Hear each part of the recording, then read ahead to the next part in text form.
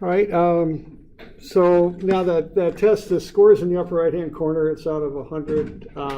The Morse circle I didn't pass back yet, but I've got the score out of 14 attached. That's included in your score out of 100. Small possibility that might change because I go over them a second time.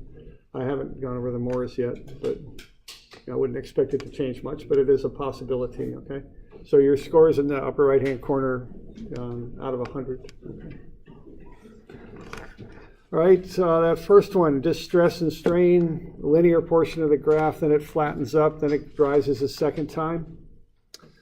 The second one there, that's shear. So what's going on there is you're pulling up with 15,000, so you're going to have half of that on either side, so that'll be 7,500 on either side. So you're really just going to analyze one side or the other, and you're going to use VL over AG to do it. So the force is 7,500. The length, let's see, the area is what's attached. So that's 8 by 22, 0.0176. The length is the one that isn't attached, so that's the 20.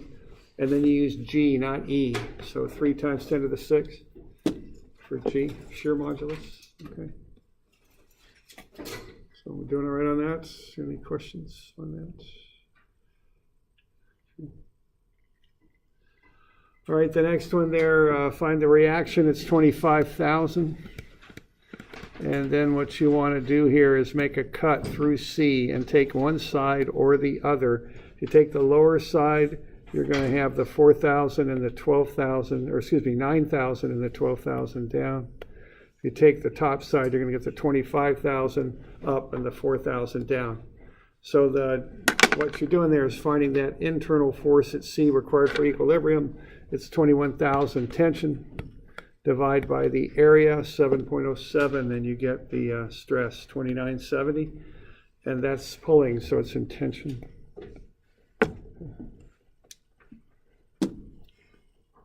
Good with that one? Got any questions?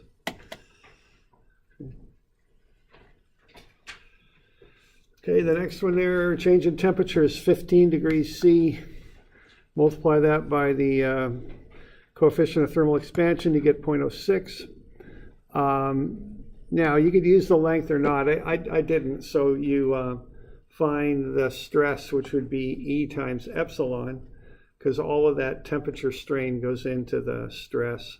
So you could take E times epsilon and get 84,000, but see, that's the stress in the cables, not in the post. They're going to pull down on the post, so you want to find the force associated with that. So you take the stress times the area of each cable. There's 2 cables. So that just gets you 13 newtons. Divide that by the area of the post, and you get the stress in the post, 1166 or thereabouts.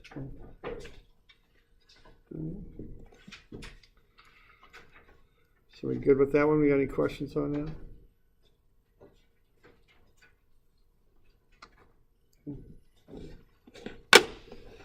All right, so the next one there, what we got going on there is we want to find the areas of it. A is twice 0.03 times 0.11, so it's 0.0066. Area B is 0.09 times 0.11, so that's 0.0099. You know that the sum of the two forces in A and B is what you apply. It's the 6,000. See, that's statically indeterminate, so you got to treat it as such. So the deltas in A will equal the delta in B. So the deltas in A and B are equal, PL over AE. You just set the PL over AEs together. You'll get a ratio between the force in A and the force in B. PA is 1.333 times PB. I think if you solve it the other way, it's PB is 0.75, if I remember right, PA. And so you can take those and just plug it into that summation, the sum of the two being 6,000. And you'll get the load in B is 2571. Load in A is 6,000 minus that, it's 3429. And then you can find delta either by using A or B, either one, and it's 0.0183. So that one's statically indeterminate. It has to be treated as such. So we're doing all right with that one? We got any questions on that?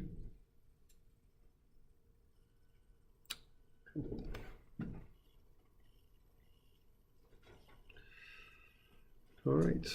The one after that is biaxial. You've got, I think I got the wrong one that I copied here. What do I had a few of these, so I can't remember.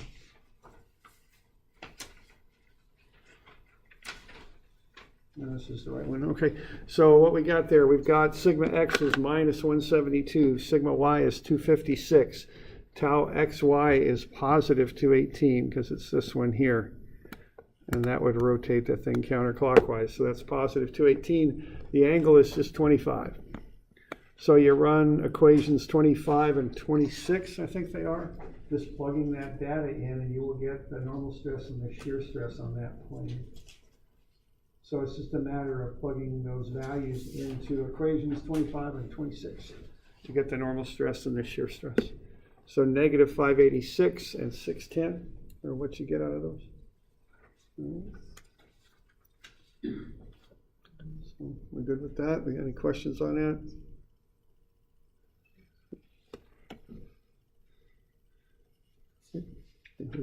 So just plug it into those. All right. We got a compressive stress on the plane, so that'll push in like that and crush it, so it'll overlap like so. That's the compressive. The shear stress is negative, so that means on this plane, this shear will go that way to spin it clockwise, so it's that one for shear. So we're all right with that? Any questions on that one?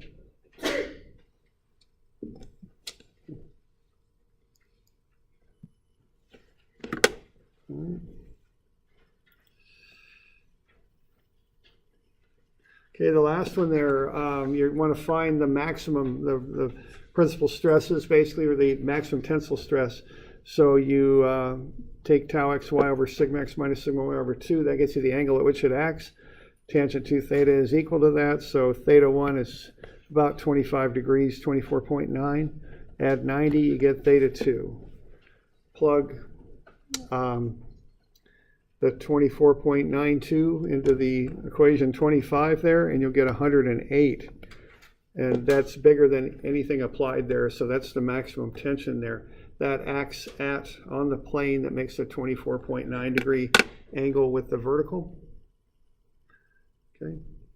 And then if you add 45 to that, you'll get the angle for the shear, 69.9.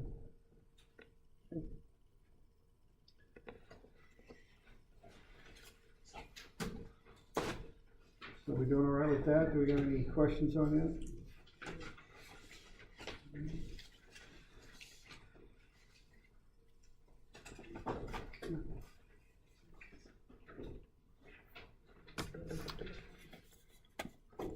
All right. Okay, so that's the first midterm there.